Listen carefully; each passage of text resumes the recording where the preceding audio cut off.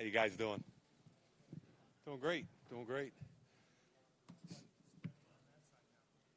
It's a little different. I'm not going to lie to you. It's been kind of a whirlwind couple of months. I mean, I've known Gruden for a lot of years, but you know, you walk in at 5:30 in the morning, he looks at you, why you late? You know, I've been here an hour, so it's been awesome. It's a little different, and I'm really excited about the week. What experience covering the NFL draft? How much more difficult is it to find willing trade partners for the number one pick if there's not a quarterback going there?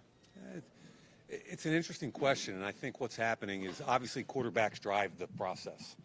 But I think as we become more and more pass-driven league, we're seeing more and more potential trade partners with people that can stop the pass, defensive linemen, corners.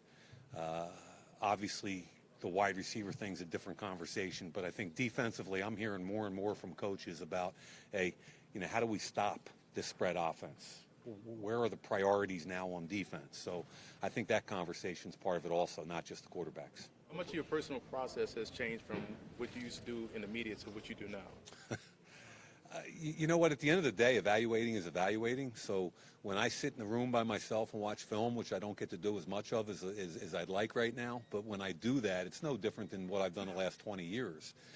What's different, though, is evaluating free agency this year, for instance. So while I had my scouts in for 2 weeks, we went 15 straight days, 12 hours a day, sitting in a room with the scouts, putting together our first draft board, but I'd have to jump in and out for free agency, for instance. And I think the difference this week for me is I get more access to the kids, which is helpful. So that's the biggest difference for me this week is we had 2 interviews last night. We're going to have 8 more tonight, 60 overall. The 15 minutes with those kids is critical. The 30 visits in Oakland are critical, the local visits. The more time you get with the kids, I think the better job you do scouting.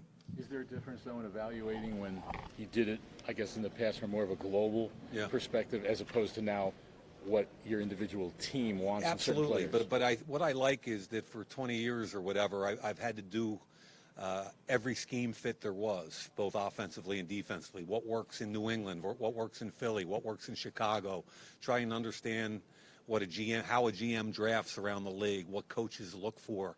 And now that I get to sit down with John Gruden and Paul Guenther and define who we are and what we want in our building, and that's been a fun process, and I think it helps our scouts redefine what they're looking for when they're on the road, understanding what Paul Guenther's defensive end looks like, what John Gruden's ex-receiver looks like.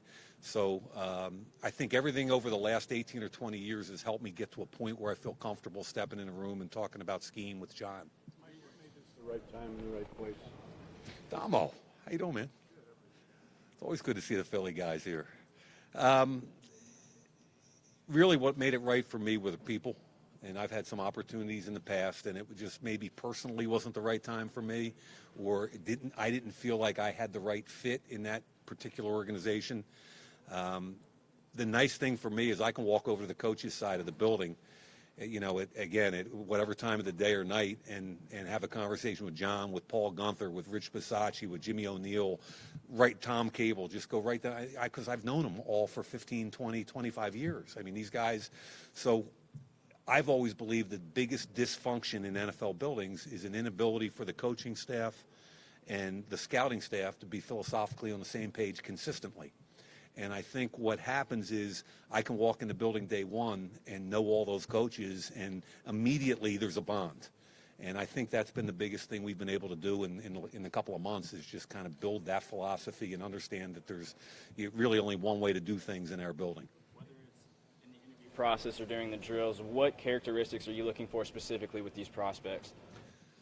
I think that's a hard question to answer because you're looking for physical characteristics when they work out. You know, there's always the height, weight, speed, measurable component, and that's really important by position, what you're looking for, whether it's change of direction, straight line speed. Every position's a little different.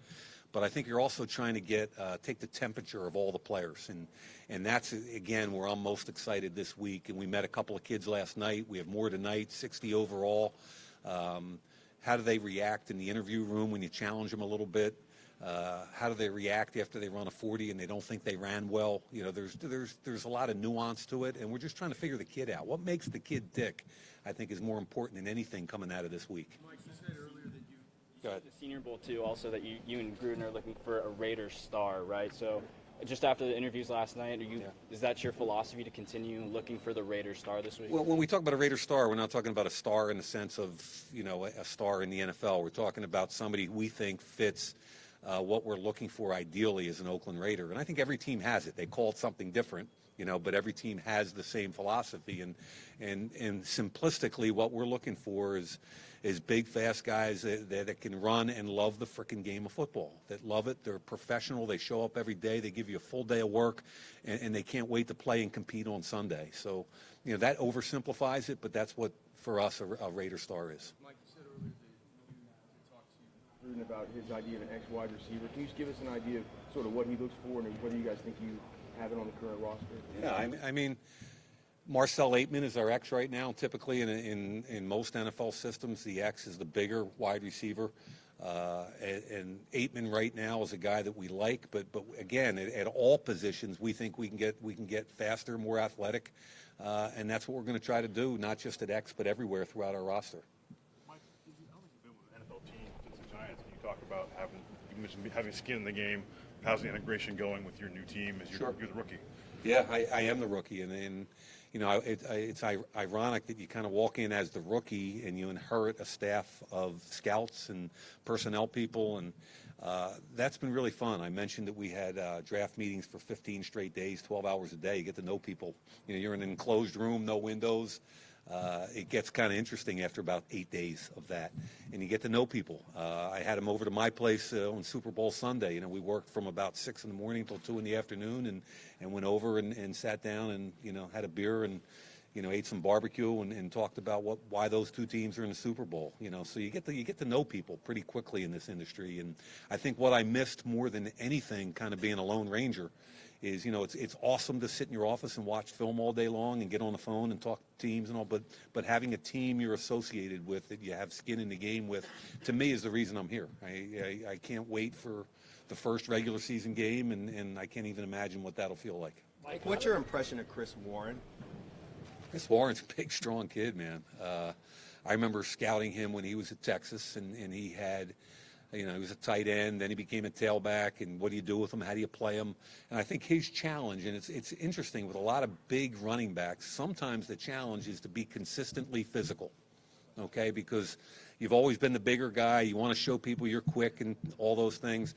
And I think what he did in training camp last year was he came in and, he knocked a linebacker from Detroit on his back in one of the practices. And, he was consistently physical until he got hurt. And he's a guy we can't wait to see this summer. Mike, how do you evaluate quarterback position? Quarterback position in general, in this draft, in free agency, in this draft? I think every year at this time of year, there's more questions than answers at the quarterback position. And I think we had a chance to work with Drew Lock at the Senior Bowl, and boy, he gets the ball out quickly. And Haskins, I think, is a prototypical drop-back guy that's got all kinds of upside. I think the Oklahoma kid is fascinating. Like the rest of the league, I think the kid's fascinating. It's kind of, where are we going as a league at the quarterback position? Is he too small? Is he dynamic? So I think we're all trying to figure him out, and I think all 32 teams in the league are trying to figure out the entire position. Mike, when you look at safeties now as opposed to 10 years ago when it was free and strong, Yeah. these guys now are asked to do so many more things. Yeah. How different is it to evaluate the safety position overall in that? I'm not sure it's entirely different because you can't find. I don't think there's 64 interchangeable safeties in the league right now. So a lot of teams by scheme are high and low. And sometimes the other team forces you to readjust. But anytime you can get a skill set where you can play both, I think it's an advantage. I just think those guys are kind of rare. And you've got to plan sometimes for, at the safety position, you can get a big box guy that's tough as nails and can get in the box and tackle, and a guy in the back end with range. I personally would like to have two interchangeable guys. I just don't think they're out there. Talk about the quarterbacks, smaller, athletic, quick, but last year in the 2018 draft, we saw Lamar and Baker, both quarterbacks, smaller, moving around. Does it change how you evaluate that position over time? I think over the last 8 to 10 years, we've had to change how we evaluate almost every position. And because quarterback is the primary position, that's what everybody talks about. But just to give you an example, I mean, we're evaluating left tackles that have never put their hand in the dirt. 2-point stances instead of 3-point. Is a left tackle going to be able to come out of his stance and block a man that doesn't want to get moved? That 10 years ago, you didn't have to worry about that. Same thing with tight ends. We're evaluating tight ends now that never get in line. They're out as slot receivers. Zach Ertz catches 100 and some passes. He's a tight end. So on defense, we've gotten smaller and quicker. So as we kind of bring more and more of the, quote, college spread system into the NFL, we're changing everything that we do offensively and therefore defensively. So I think the quarterback is at the front end of that, and we are certainly changing how we look at the quarterback position, but I think it affects every position overall. Mike, how do you gauge the edge rushers in this draft? The edge rushers?